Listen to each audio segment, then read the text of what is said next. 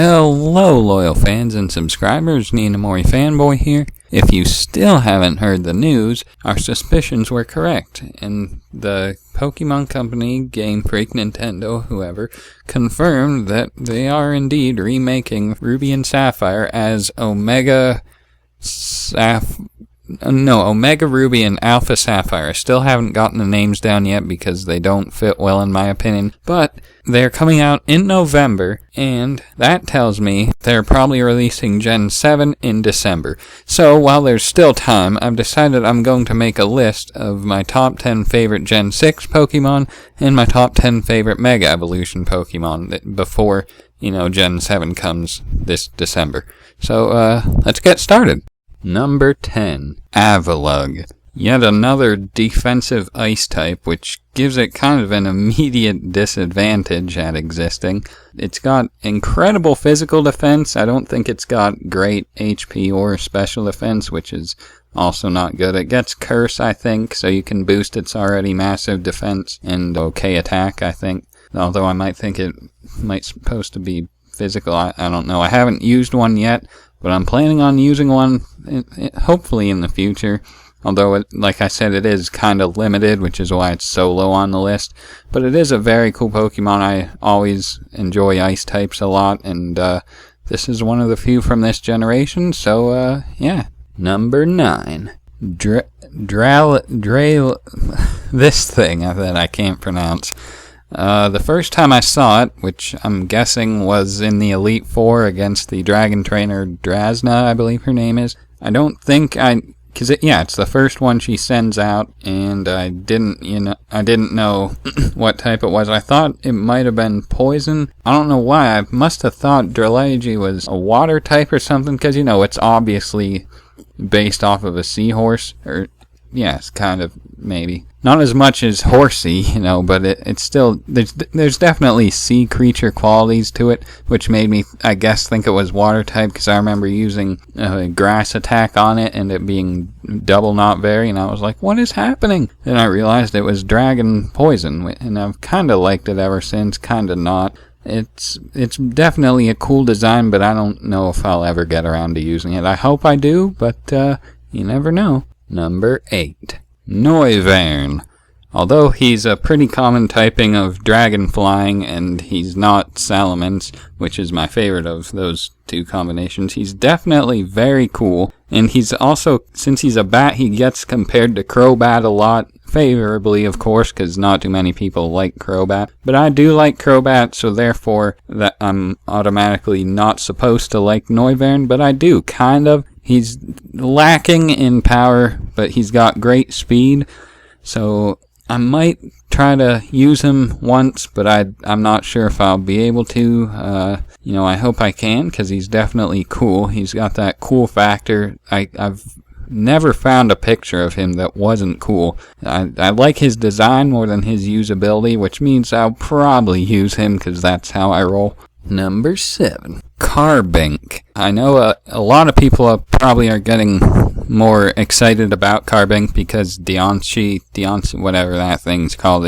was revealed, and it's actually revealed to be of some relevance to Carbink, which I think is kind of weird that a legendary would be associated that closely with a non-legendary, but that aside, I've always liked Carbink. I wanted to try to use one, but I couldn't really get around to it. I couldn't decide what to do with it.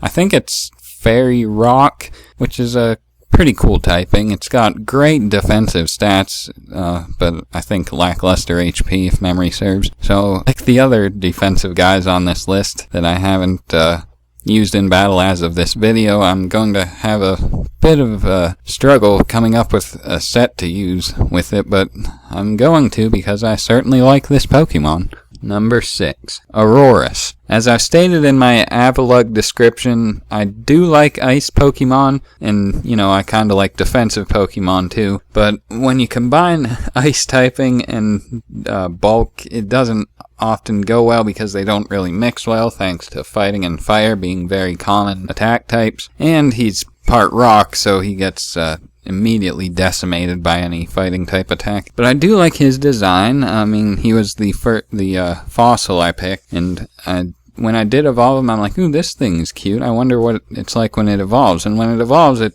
becomes this shining, like, I guess, beauty thing. But I actually still haven't evolved my fossil guy. He's still sitting in my Pokebank ready to get eggs whenever I do decide I want to use one. It's going to be hard to try to use this thing defensively because, as I said, it's rock or defensive ice and the rock. So it's going to be very hard, but I'm going to try because I like this thing.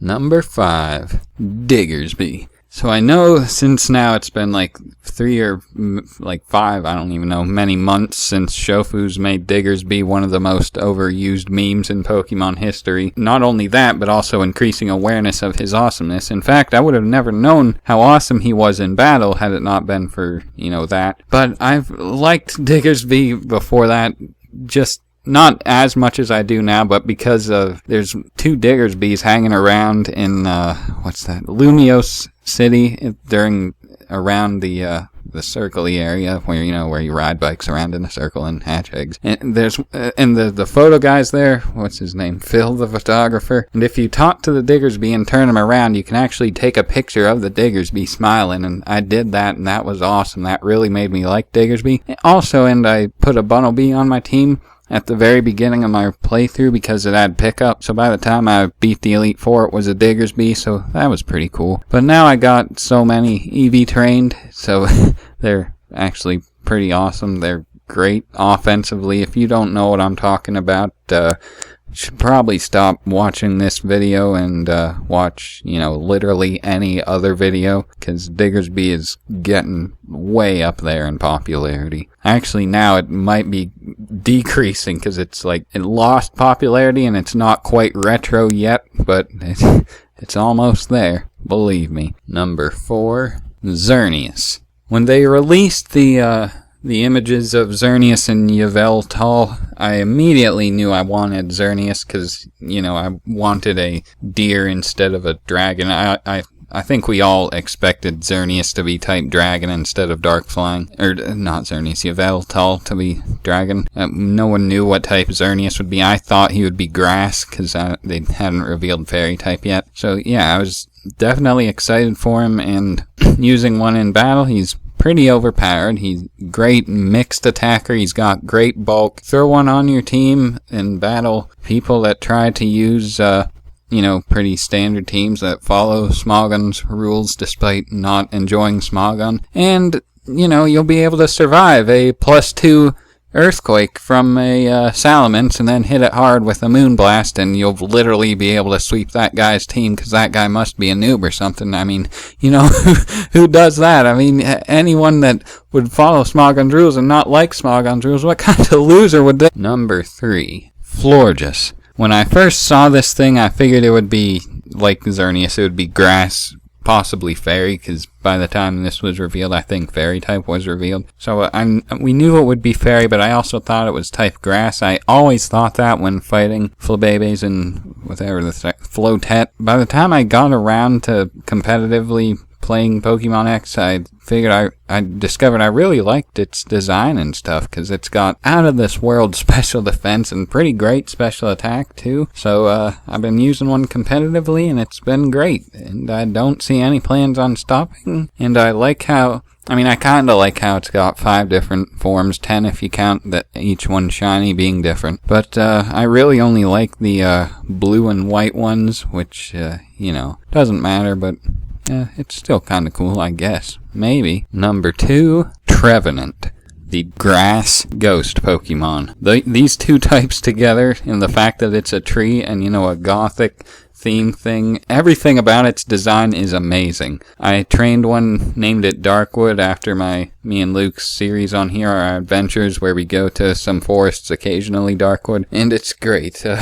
Its ability Harvest is great in the sun, or even not in the sun, it can be helpful sometimes. Yeah, I definitely prefer it over Gourgeist, although that is admittingly also pretty cool, but I'd certainly prefer Trevenant. I guess it's the spirit, the Phantump is the spirit of a child that died in the forest that possessed a stump, and now it's alive, which is kind of weird, but at the same time, it's pretty cool, too. That's also what they say goes on in Darkwood, so, yeah. And number 1, Delphox. Ever since they first showed the 3 starters, I knew I wanted Fennekin. A lot of other people also wanted Fennekin because they didn't predict Fennekin would evolve into a fighting type, which is what every single person was dreading. Although when they finally did reveal all 3 starters in their final forms, I think a lot of people moved away from Fennekin and either picked the ninja, what is it? Greninja, or the weird chestnut, whatever that's supposed to be, instead of the magician type thing, Delphox. And when they got around to competitively using them, people realized that chestnut was better because, it's pretty defensive and offensive and pretty cool typing. And Greninja is by far the most broken one of the 3 because of its ability Protean. So a lot of people have actually started disliking Delphox, which makes me like it all the more. But